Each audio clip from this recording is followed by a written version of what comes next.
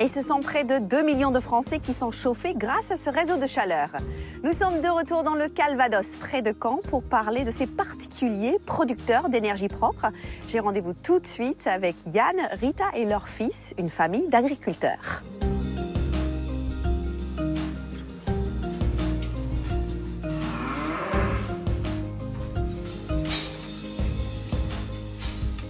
Elles sont trop belles les vaches. Oui, Je vous remercie. Alors vous m'avez donné rendez-vous ici, Oui. dans une étable. Alors je ne comprends pas tout de suite le rapport entre les vaches et l'énergie renouvelable. Racontez-moi. c'est tout simple en fait. Les vaches mangent, et, après elles font des bouses. Les bouses sont stockées en dessous, nous Ok. pouvons voir. Ça tombe dans Ça tombe dans la fosse. Là-dedans, ok, Oui. je Et comprends. derrière, nous avons une pompe qui amène toutes les bouses dans une unité de méthanisation. Une unité de méthanisation. Oui. Donc on peut dire que les vaches, elles valent de l'or en fait. Oui, c'est ça. Elle fabrique de l'électricité. C'est les reines du pétrole en fait aussi. Bah, j'ai envie de voir quand même l'unité de méthanisation. Bah venez avec nous, on va vous montrer. Ouais. D'accord, ok.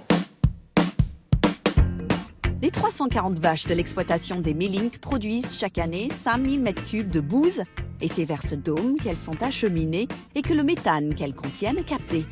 Mais avant, une petite précision. Alors vous avez un petit accent, moi aussi, hein. Oui. Mais vous, c'est d'où? C'est de Pays-Bas. Ah, Nous vous êtes sommes hollandais. donc. hollandais, vous avez débarqué en France? Oui, c'est ça, oui. Parce qu'en France, on a plus d'espace qu'aux Pays-Bas. Ah bah oui. Ouais, donc c'est plus un facile. beau pays en plus. Oui, c'est un donc, beau pays. Je suis d'accord avec Avec vous. beaucoup de possibilités. Oui, Donc, bien sûr. Alors il y a des odeurs sympas ici. Hein.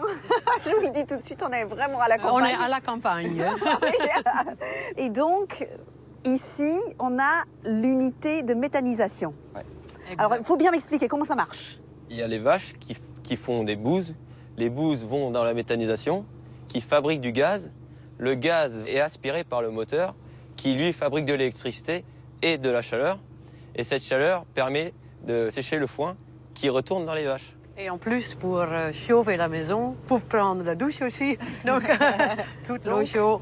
La boucle est bouclée, on peut dire. Oui, c'est ça, oui. Et tout est utilisé et réutilisé.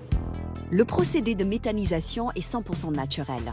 C'est dans cette grosse cocotte minute chauffée à 38 degrés et sans oxygène que l'action des bactéries permet la méthanisation. Ces petites bestioles se régalent de tous les déchets organiques, des végétaux, des déchets alimentaires ou comme chez les Mellink, des bouses.